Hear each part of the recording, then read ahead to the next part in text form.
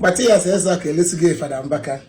Ọ sị Fada Mbaka na jealousy na-eme ya maka na Ebuka kwụ n'ọkụ kịta. Na Ebuka Obi ka amasị kwụ n'ọkụ. So ọ gbalụgo na majority niile na-aga adoration kịta na-agazi Zion ministry. Okay, watago. Na onwere onye nọ na adoration kịta ya bụ apịazi aka apịata 1 million. Na Ebuka kwụzi n'ọkụ. So na jealousy na-eme ya oji nwa ya na-atụfu uri okwu. Ọ kpọrọ ya afa. Mana Ebuka Obi bụ ọfụchara fancha na ọmachara fancha na onwe pastor na-azọ ọfụchara fancha na Nigeria. Onwe pastor omepegolo ọnụ si na ọ bụ ọfụchara fancha ma ọ bụ congregation a na-akpọ ọfụchara fancha Ebuka Obi na. So anyị ma anya nelele mmalụ nke alọrọ alọ. Mgbe Ebuka Obi na-asị na ọ na-achọ ịbịa Imo steeti, o kwu na ọ chọrọ ije Enugu because onwe onye ọ na-respect, ọ chọrọ ịbịa Anambra because onwe onye na ka o jezie Imo steeti. Anyị ma onye ọ na-respect na Enugu, ma onye ọ na-respect na Anambra, ndị nọ the same business na ghọta. Ọ sị ka ọ gazie Imo steeti ebe onwere na rival or competition. So anyị ma na ihe na-abụ business na ghọta. So in one way na support ihe Mathias gwa Mbaka, in the other way na support ihe Mbaka gwara Ebuka Obi na ghọta. Maka ụwa bụ ịgbali ife alụ enwelegede alụ ife a na-alụ. A na-ekpe eje ụka na-ejesi ụka ike o na-ekpe ekpere m mbịadịgị chaplet ebe like ya m ife omi nke afọ nke mbụ ka anyị lụrụ agestin moni ka Jesu si taa afọ na nwute wutere n'obi na ọsọ ome nke sọrọ ya mana ihe ejizi ụka wee sanwu m isi ị na-aghọta. Edị m ejigo m ụka ghọta ụka ihe ji asawa m isi abarakata abara gbogbogbogbogbogbo nọrọ n'ụsọ. Chineke tere onye ọbụla mmanụ ọkụ ịghọtago ọbụla ekwensu kem ọ Chukwu tere m mmanụ ụwa nke mpụta ụwa nke m asaa mfụ eziokwu kpudi iru enigwe etigbuo m. Now elute m mgbe Mbaka na-aba n'ọta na adoration ya maka ndị na-akọtọ men of God na-eshi warning na-asị ndị mmadụ ajoinkwa na ha if not na iwe Chukwu na nwekwa ndị na-akọtọ men of God nọ ndị na-expose fa abrakata abra ha na-arụ aka ewu a na-arụzi bịa dị too much. Enwekwa some legit and real men of God that when you listen to them they preach you reality. Meet go far online, meet here offline, they will tell you facts about life. Or a reverend father, an old reverend father kamuna no na nkata. Or there's nothing like ije bupu arụsị na ekpere gbagbagba ebupu arụsị na arụsị ọbụla nwe ife eme wee butie anyị enwe ife anyị emekwa wee bupie na-ejikwa n'aha Jizọs eme ma eji ebupu arụsị n'ime ya na ọ ka ya enye ijugbu nsogbu. An old priest ịkpọ ya ojeju ese amara ife eme wee bute arụsị a enwe ife unu ya emekwa because arụsị nọrọ onwe unu echekote ọ pụtazụ na-eti aha name of Jizọs. O nwere nke ebupụrụ n'ụmụnna m ndị niile ebupụrụ arụsị atị na-enwezi onye dị ndụ mana onwere ya agwụ nke a dị iru akwụkwọ. So ka egosi mgbe ebe ebupụ ya ebe akpa ya ọkụ ndị niile partake na that thing, nobody is alive.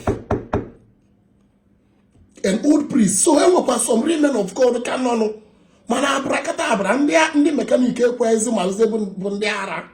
Mbaka na-aba mgbe afọ mgbada join kwa na fa don't join them. Iwe nke Chukwu kịta azụ ofu Mbaka na-elekọzi some men of God na-akpọzi fa arenji ofu Mbaka afọ. And in anya ka Mbaka si because ifo na Mbaka ma ife alụ n'ife a Mbaka ma ife alụ.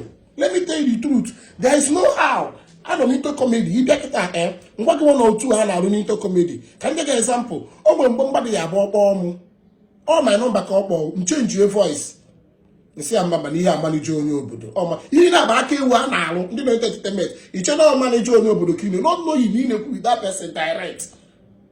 Amana na wata ogobejosi gị ngwa ka nye Onye Obodo phone ọkọtụ weruzie normal voice ya zakwa gị ihe nke nnọm ya a na-eme. So onye ọbụla ma aka ewu a na-arụ because a na-arụ ọrụ a na-arụ ụlụ mana asụ na ụlụ akarị n'ọrụ ọbụla a na-arụ ụmụ ụlụ mana ụlụ ekwesịghị ịkarị ọrụ mana ebe n'ọrụ ụka ụlụ na-akarịzi ọrụ ụlụ dụzi too much and n'ụlụ a ka anyị na-ekik asị na anyị na-ekik against men. We're not kicking against men of God. Anyị anọgo men of God bịa na ọ bụrụ ife taa ịma mgbe elele wu onye nke pụta ọdịka onye machi ọkụ nwata ọrọfụta na ụlọ ọsọ apụtakwa fada elele ndị ma na-eji Port Harcourt mgbe afọ ị na-anụ elele chikọta elele na Anambra oke ka si anụ elele mgbe a ọnụ okenye maka ma na elele Port Harcourt o mecha ekpere ufuma ihe ịmadụ jere ekpere ufuma mgbe a adoration Mbaka every Friday every Friday onye ọbụla ifu oturu badge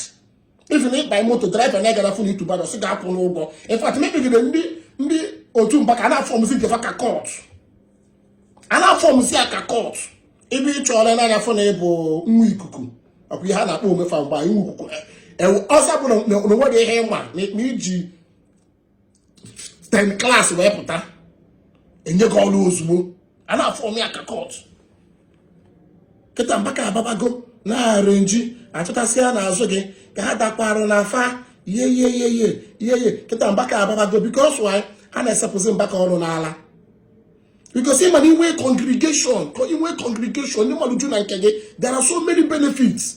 Election many politicians are like ịbịa sakụlụ gị nọ na gị mee campaign big millions in water because somebody in any other congregation you cannot attract some kind men.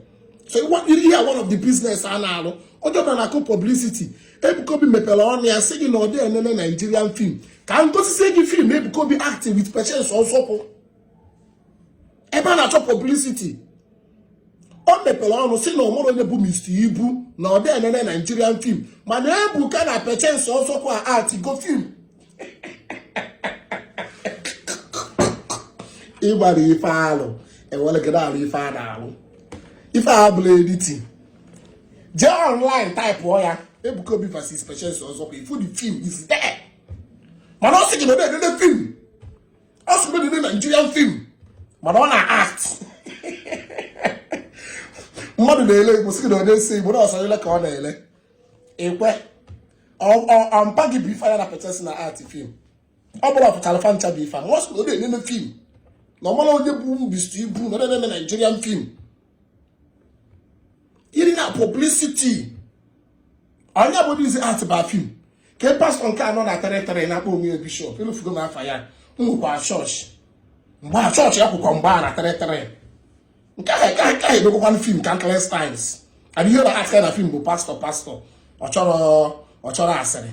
Kịta Mathias Ezeaku Mbaka na ojero si na-eme ya na ọmụka na Ebuka Obi kwụ n'ọkụ ọ dịka na-asapụzi ya ọnụ n'ala ọ na-epurishizi ịmara Mbaka ma ekwute okwu ọfụma ọ advantage onwe above every other person.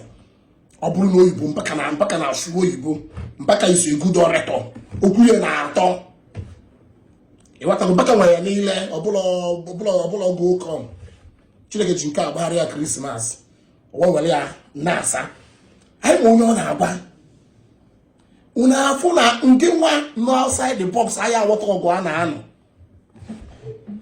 Ebuka Obi na-anụsa ndị prophetess ọgụ ka ihe gbasara with prophetess joka part o truth be told afọ video ebe Ebuka Obi ebe ọ na-epreach ebe ọ na-ozi ozi ọma ebe ọ na-epreach ọ dara aka akụkọ nke ọ na-afụ ụzọ nke ọ na-achụ ajọ mmụọ ọ na-achụ ajọ mmụọ na-eme nka afụrụbe m video Ebuka Obi like 1 hour ọ nọrọ na-epreach to his congregation ka esi ebe ndụ ka esi adị asọ ifo ya bụ ime iwe jee n'igwe iweta one topic na Bible gbalie kọwaa atụgharị uche because akwụkwọ nsọ si faith comes from hearing. Nzukọ mere ji akpụ ya nzukọ gbalie uche na akwụkwọ nsọ. Amamihe ndị prophetess mee ya yes prophetess nwaanyị na-agba ọbara nwaanyị ada agba ọbara nwaanyị eburu ya ebikwasa nwoke aka n'isi nwoke a na-ebikwasa aka n'isi onwe ndị prophetess tudo mmadụ egbe n'isi si agwara isi ka ọ bụrụ mmadụ zuzuru dobe isi ewebikwasị aka n'isi ifu okwu a na-anụ agha dị mana outside the box ịmahọ ị na-eje ekpere ka ije kpee ntụfụrụ ntị mana Chineke eme gị ife niile ọ dịla anyị izi. Chineke sị na ntị echighị ịnụ ekpere anyị and aka ekpeghọ mpe ịzọpụta anyị mana ọ njọ bụ ife na-akpa oke n'etiti anyị na ha. Chineke mepee ọnụ sị gị yọọ na ị ga-ayọta chọọ na ị ga-achọta kụọ aka na mkpa emepere gị ihe na promises Chineke nyere anyị direct. Chineke mepee ọnụ ya sị ka ha bụ ndị kwerenụ ka m nyere ike ịbụ ụmụ nke Chukwu and ịbụrụ nwa nke Chukwu you will step upon lions and serpents and nothing will happen to you. Because I will protect you by the day, protect you by the night.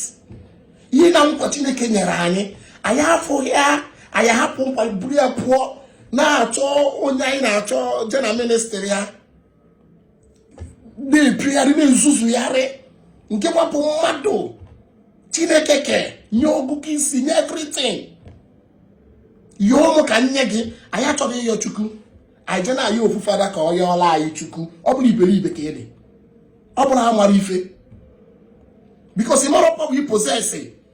That's why if they say, hey, Daddy G.O., hey, anointed man of God. You want to go about the anointed. Okay, you want. Because you are unable. You don't know who you are. You are unable. You are unable. Any pastor for them, if not pastor, yada. Me money can begin me. If you didn't want if you didn't want that power, you believe to go yourself in that spiritual realm. And that's why I draw open FAG. And in fact, I draw open FAG, we get to you. Because you don't go with born. Believe see in another man. Believe for no chukuzi, no nana yazi, no nyan wear power, no acquire bombakuru, or Mekwana, Pastor Bonafo phone before for your pastor yada. He can be made the SS. What the SS? Kita abzi ministry work ana agba ministry work ndị otu Mbaka ndị otu Ebuka Obi ababago Mbaka jealousy ndị otu Mbaka asibe Ebuka Obi